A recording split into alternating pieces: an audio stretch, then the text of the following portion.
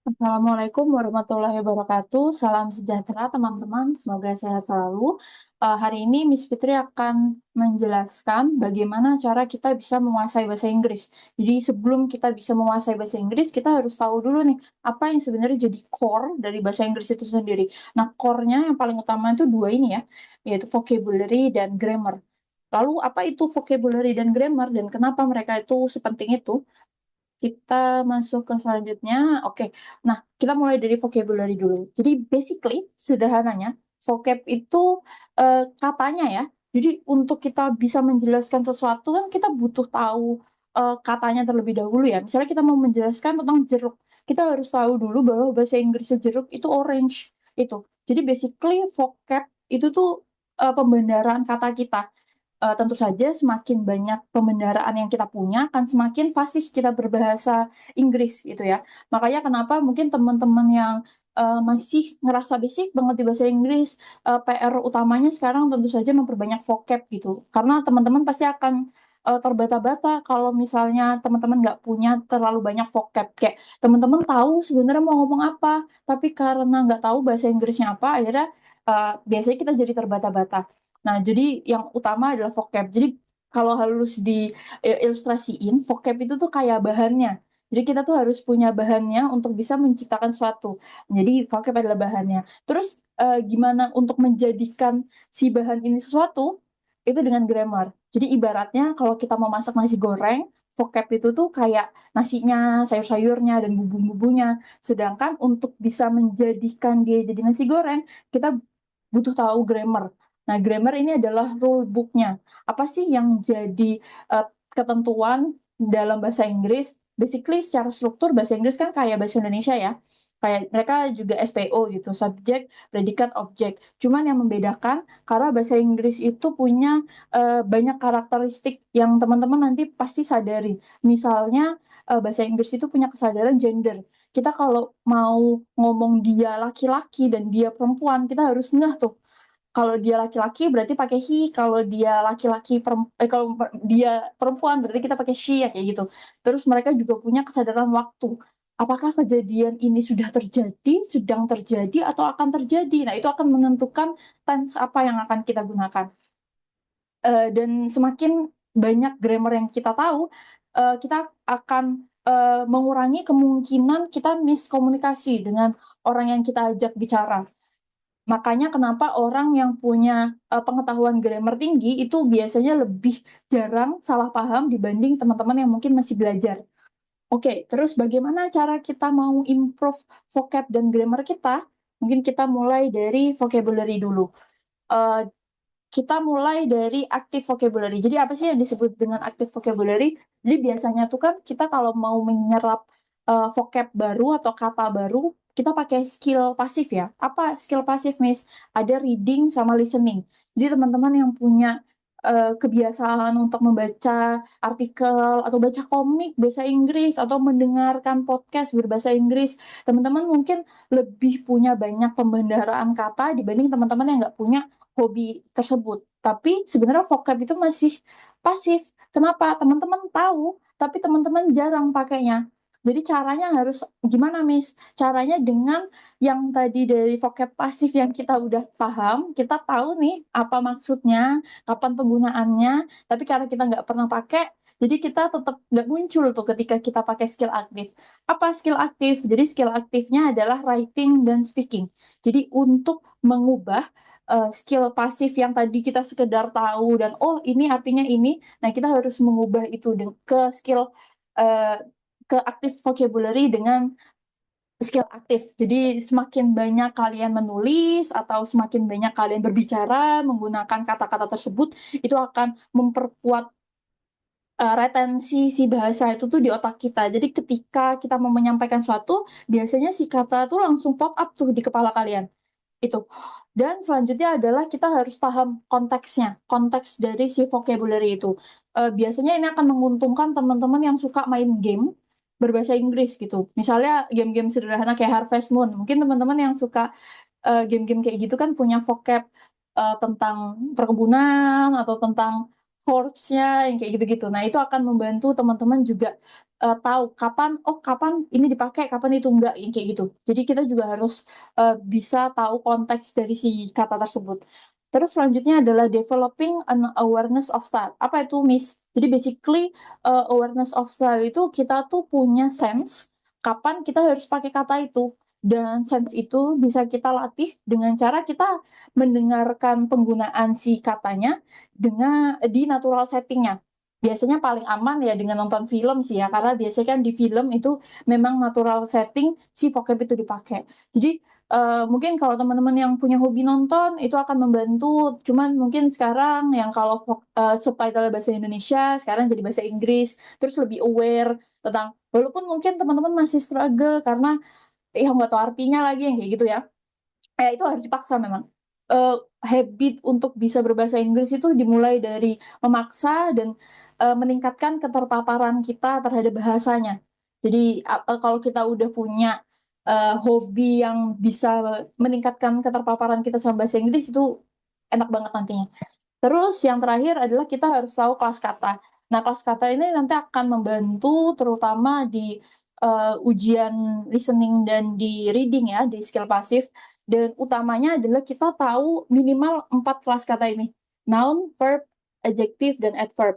Jadi kalau noun itu kan kata benda, kalau verb itu kata kerja, adjective itu kata sifat, sedangkan adverb itu kata keterangan. Nah, teman-teman harus tahu tuh ketika muncul kata misalnya happy, oke, happy itu, adverb.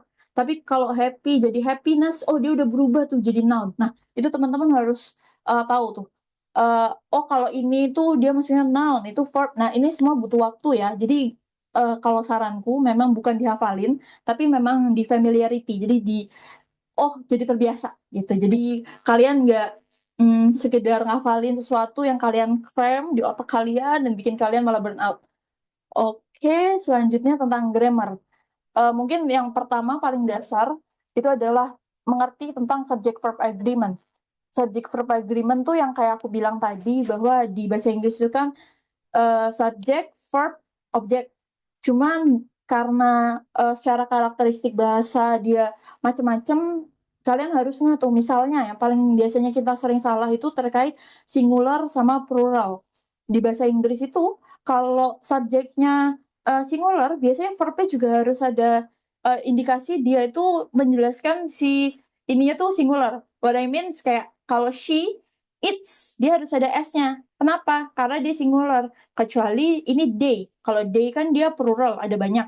Berarti dia they eat, yang kayak gitu. Jadi kita harus punya ngeh tuh sama hukum-hukum atau rule-rule yang kayak gitu. Terus kita lanjut terkait konteks. Once again, konteks itu membantu ini ya, kalian menggunakan si grammar dan vocabnya tadi itu secara natural. Karena eee, orang yang sekedar belajar bahasa Inggris dari textbook, itu tuh bakal kerasa kayak robot ketika mereka ngomong bahasa Inggris. Jadi gimana caranya kita tuh kelihatan natural berbahasanya? Tentu saja dengan paham konteksnya, tahu kapan dia dipakai. Dan caranya ya dengan cara tadi, nonton film, dengerin podcast, baca artikel, hal-hal yang mungkin terdengar sederhana, tapi believe me it works. Selanjutnya adalah present, practice, and produce. Jadi maksudnya pertama, kita, lihat dulu tuh konteks ini misalnya kita lagi nonton film, terus kalian lagi pelajari satu struktur grammar baru yang kalian belum familiar sebelumnya. Kalian pelajari itu dulu, terus kalian coba praktes, baru kalian berusaha untuk nge-produce. Jadi ini adalah siklus yang, semakin kalian banyak lakukan, mungkin akan semakin retain ya. Jadi kalian semakin, bervariasi itu. Nanti struktur grammar-nya, dari vocab-nya juga, yang kayak gitu. Terus selanjutnya adalah grammar and tone. Jadi grammar and tone tuh, karena kan kalau kita mau ngelihat settingnya, misalnya kita mau berkomunikasi dengan, profesional gitu ya, tentu saja, tone, grammar, atau vocab yang kita pakai itu harus, appropriate gitu. Itu juga yang harus kita pastikan tentang tone-nya. Terus yang terakhir adalah balancing fluency and accuracy. Jadi sebenarnya yang mau kita kejar itu kan di satu sisi kita bisa fasih, entah dalam berbicara atau dengan menulis, tapi kita juga pengen akurat tuh secara grammar-nya dan juga pemilihan vocab-nya. Caranya gimana? Dengan selalu punya awareness ya. Jadi kita nggak cuman asal ngomong, tapi kita benar-benar perhatikan, apa sih yang sebenarnya pengen kita sampaikan, terus apakah yang kita sampaikan sudah tepat? Nah itu. Oke, terus apa aja yang jadi, area utama di grammar? Ini nanti bisa teman-teman explore lebih dalam, tapi utamanya adalah tenses ya. Tenses ini kan terkait, kapannya. Jadi kapan, si kejadian itu sudah berlangsung, atau masih berlangsung, atau akan berlangsung. Nah, ini ada banyak, tapi sebenarnya teman-teman nggak harus hafal semua. Jadi kuncinya memang bukan dihafalkan, tapi difamiliarisasi. Jadi kalian familiar, oh, paling nggak yang dasar-dasar kayak, simple present dulu, simple past, terus simple simple future, yang kayak gitu-gitu dulu. Terus mungkin nanti naik naik naik gitu ya. Terus terkait, modal verb. Modal verb itu kan juga ngomongin tentang kemungkinan ya. Jadi can, could, should, would. Kalian juga harus, ngerti itu perbedaannya. Terus terkait komparatif dan superlatif. Jadi ini ketika kalian pengen membandingkan sesuatu, itu kan biasanya kita pakai, kalau jadi bedanya komparatif sama superlatif. Komparatif itu ketika kita bandingkan cuma dua. Misalnya Miss Fitri dengan, student A. Miss Fitri is taller than student A. Itu berarti kita lagi pakai komparatif karena, orangnya cuma ada dua. Tapi kalau orangnya lebih dari tiga, misalnya Miss Fitri dan student A dan B, so it will be, Miss Fitri is the tallest. Jadi kalau kalian lihat struktur yang pakai most, yang pakai us, tallest, largest, itu udah pasti dia superlatif. Berarti yang dibandingin tuh ada lebih dari dua. Sedangkan kalau dia adanya more, nah itu udah pasti dia cuma bandingin antara dua. Terus kita masuk ke sentence structure. Tadi ya, ini yang kita omongin tentang subject verb agreement. Kita nggak bisa cuman pakai simple structure yang cuman subject verb object, tapi kalau bisa kita, tambahin jadi compound sentence tentang pakai but, so, because, kayak gitu. Jadi bikin struktur, kata kita atau kalimat kita tuh jadi agak kompleks ya. Nanti baru kita naik jadi complex sentence. Kompleks itu nanti bisa lebih, jelimet lagi, tapi selama teman-teman familiar dan tahu kapan pakainya, it will be alright. Terus selanjutnya tentang noun phrase. Tentang artikel, itu kan a, en, the, itu karena dia lagi ngejelasin sesuatu yang singular. Jadi kalau teman-teman lihat ada a, en, the, itu udah pasti dia harus singular. Terus terkait countable and uncountable nouns. Ini yang bikin bahasa Inggris itu jadi kompleks kan, dia mikirin apakah itu bisa diukur atau nggak bisa diukur. Nah, teman-teman harus bisa bedain tuh. Terus selanjutnya adalah conditional. Nah, ini mungkin teman-teman udah terbiasa ya dengan if conditional. Kalau ini gimana? Kayak misalnya yang dicontoh ini kan, if it rains, I will stay home. Jadi itu paling sederhana itu. Kalau kalau lagi hujan, aku akan tetap di rumah. Yang kayak gitu. Oke, terus terkait passive voice, teman-teman juga bisa mengimprove, kompleksitas grammarnya dengan mempelajari tentang passive voice. Jadi ini mungkin bahan yang, bisa Miss Fitri kasih, apa aja yang essential, nanti teman-teman bisa, cari bahan-bahannya di internet atau di buku untuk bisa ngimprove dan, lebih familiar tentang bahasanya. Mungkin itu aja untuk pertemuan pertama hari ini. Terima kasih teman-teman, nantinya Miss Fitri akan kasih kuis-kuis kecil untuk ngetes kira-kira teman-teman tuh sekarang levelnya ada di mana sih. Itu semoga teman-teman enjoy dan pastikan belajar bahasa Inggris tuh jangan stres, dinikmati aja, semuanya pasti menyenangkan kok. Mungkin itu aja, terima kasih. Wassalamualaikum warahmatullahi wabarakatuh.